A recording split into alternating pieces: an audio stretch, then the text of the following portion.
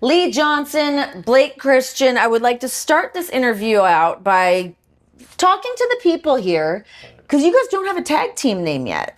So there's time for you guys to marinate on it and think about it, but maybe we put it out to the people and see if they come up with some good ideas too. I'm okay with that. Yeah? I mean, we've had some good ideas, like some good pitches. There's Swirl. I think Swirl's good.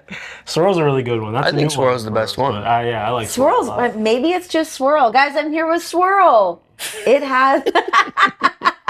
It kind of works. Okay, talk to me about this team. Why does it work? How did you guys come together? Give me the rundown. It was kind of just kind of thrown on us, you know.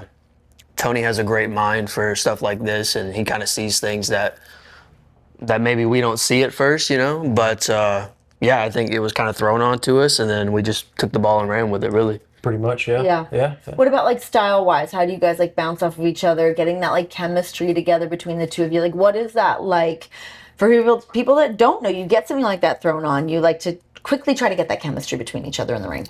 I don't know. I think Lee has past experience with like tag team partners, and me, I've kind of been a singles wrestler like all my life. Mm-hmm. But I don't know. I think from both of our his mindset of being like a tag team wrestler, mine of being like a singles, how we can kind of like mesh those styles together and stuff like that. Yeah. Yeah, and then it's just a lot of like watching his matches and stuff that he does, and then maybe him watching mine and stuff that I do, and how can we program our moves together and stuff like that. Yeah. I think it's a lot of learning as well, because, you know, there's things that I don't think of that Blake is thinking of. Mm-hmm. So, you know, I might have a move that I do that I don't know where to place it for a tag team, but he knows, hey, I can do this to kind of, you know, go with what you're doing. Yeah. So I think that's just reps too, though. Mm-hmm. You know, us getting those reps in, us working on those things with one another. Yeah. So as time goes on, it's just going to be super clean. For sure. Super clean. Blake, I mean, we look at your body of work. You've been able to get in the ring with sort of the who's who of pro wrestling. I mean, obviously that's something that you're going to be able to tap into with Blake, but I mean, looking at the guys that you've been able to be in the ring with, what are some of the big things that you've been able to step away from and kind of hang on to, or some of those matches that really stick out in your mind? To me, I always think of it like I'm still like this small kid, like growing up in wrestling, you know? So which is crazy. I mean, you've been doing this a long time, but you guys are still young guys. Yeah, but you know, I don't want like to talk about the age gap. It's fine. But yeah, I think matches that kind of stick out in my mind are the one I had with Will Ospreay here in Chicago. Mm-hmm. And then the one recently with Ricochet. Those two guys, when I first found wrestling, like as a kid, I liked like the big guys, like the monsters of wrestling.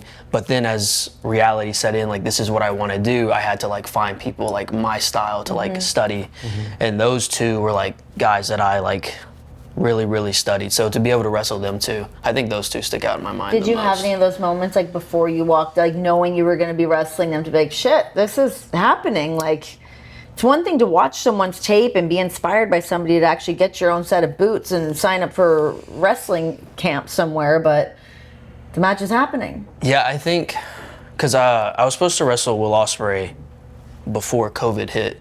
And so I was very excited about that, but then kind of COVID took that away.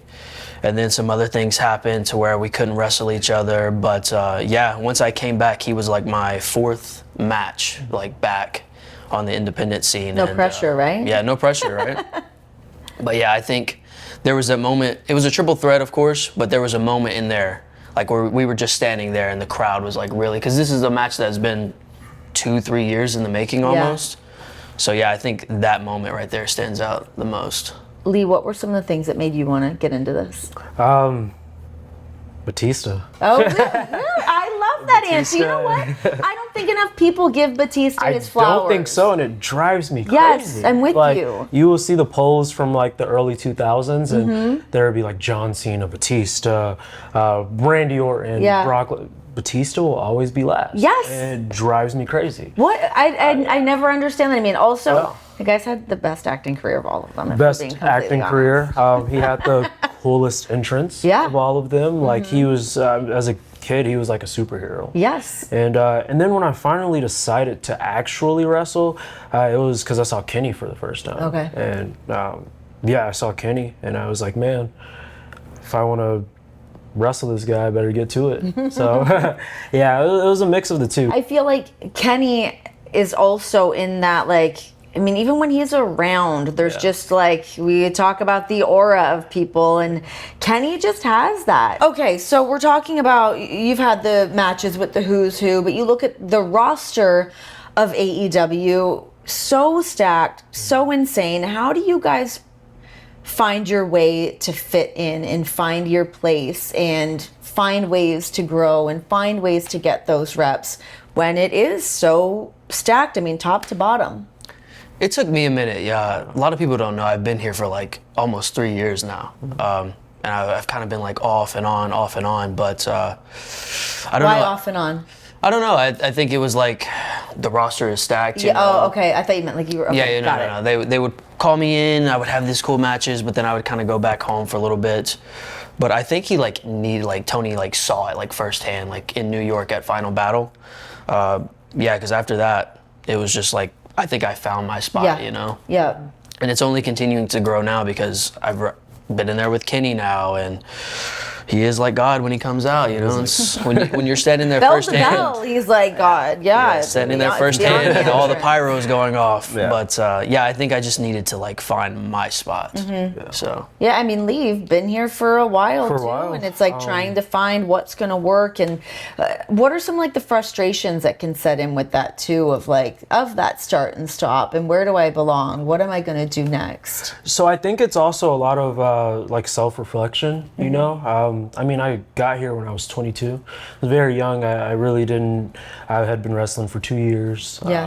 Also very, very eager. So I knew I wanted a lot, and still now, like I do. And I'm. People call it like delusional, but I'm like delusional enough to know, like, you gotta have a little regardless, I'm gonna get to where I want to get to. Yeah. But I think it's time, and you know, I've always learned that this is a long-term business. It just doesn't happen in 3 years, 5 years, you know, 10 years. And I feel like within each year, there has been a lot of growth for me. So, you know, from last year to now, I'm a completely different guy. I feel myself a lot differently. I'm a lot more comfortable. And to go from 22 to 27, that is a different person. That's a different man now. Blake, I mean, you just had that incredible match with Jay Lethal. Huge win over Jay Lethal at Ring of Honor Final Battle. I mean, somebody that had been such a staple of Ring of Honor. Talk to me about that match. You know, me and Jay Lethal wrestled on the AEW Dark Days, and he beat me. So to finally get that back, but also he's a franchise of Ring of Honor. You know, he's the guy that the company was kind of built around for a while. So to have that moment, it's kind of surreal.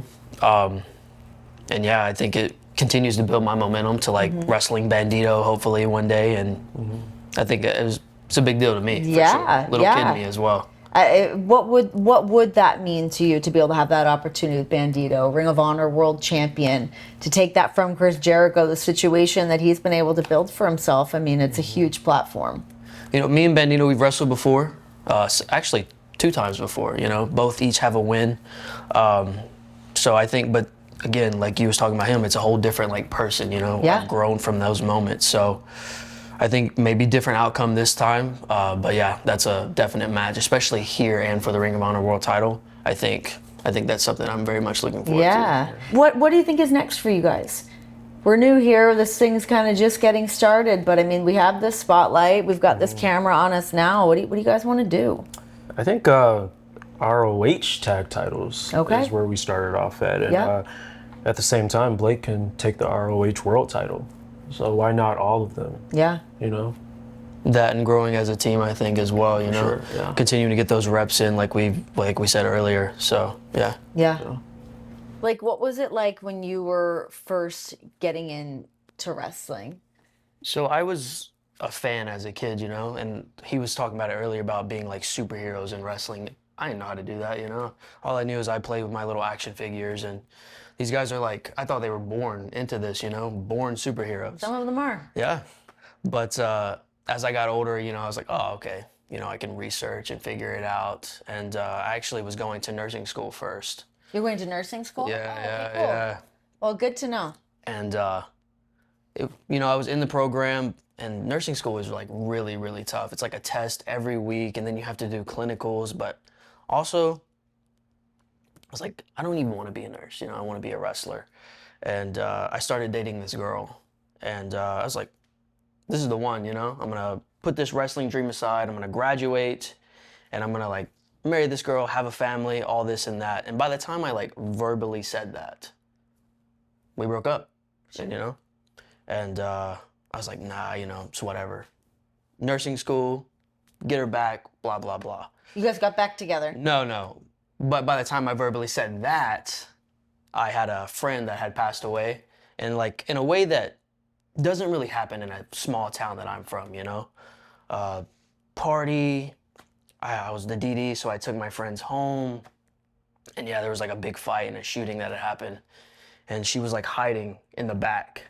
And the bullet like went through the entire house, and like it hit her as well. Whoa. So it was kind of like a depressing moment for me, and my dad had kind of seen that, and he reached out to some guys that lived like an hour away, and they allowed me to come train for free. And since then, I just like never looked back. Crazy. Wow. I mean, I feel like you hear stories about you need to find something to attach yourself to and to find your own identity, and especially those years going through something like that too. That's rough to pull yourself out of. It was rough, but again, my dad saw what I was going through, and he reached out to that guy, and he also like kind of researched me and saw all of that stuff as well. So yeah. So thankful for them to give me a place that normally costs an arm and a leg to like train, and they allowed me to come in for free. Those guys gave me like a place though, so they'll always have like a place in my heart. It really is so crazy, the like community of pro wrestling from like top to bottom, when you see how much everyone supports each other. I mean, I know that you were friends with Chris Bay as well, and seeing like what he unfortunately had to go through, and you just see everybody band together to like really help each other out. Sometimes you feel like getting into a business like this, that it's always going to be cutthroat and you've always got to have your head on a swivel, whatever. But like truly, end of the day, I think everyone really has each other's backs. Always. Yeah. We look at the body of work that you guys have been able to accumulate thus far. What do you guys want to do now? The ball feels like it's in your court to kind of maybe start calling some people out or make some decisions. We've seen what you've been able to do at Ring of Honor. Now we can see what you guys are going to do as a tag team. What do we feel like is next?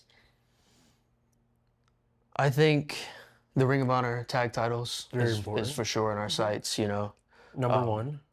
And I also think if either one of us decide to go for singles titles, whether that's him for Nick Wayne's, me for Banditos, I think we'll have each other's back and do all that as well. It's growing as a team, growing as some brothers and stuff. So, yeah, I think Ring of Honor World Tag Titles are on our mind for sure. Hell yeah. He said what I was thinking. That's how tag teams work. Start finishing each other's sentences. All right. Thank you guys so much. Really appreciate you guys taking the time. Good luck with everything. And we're still think on that tag team, but it seems like Swirl might be the name. See, you guys already got the thing down. Let's book it. That's it.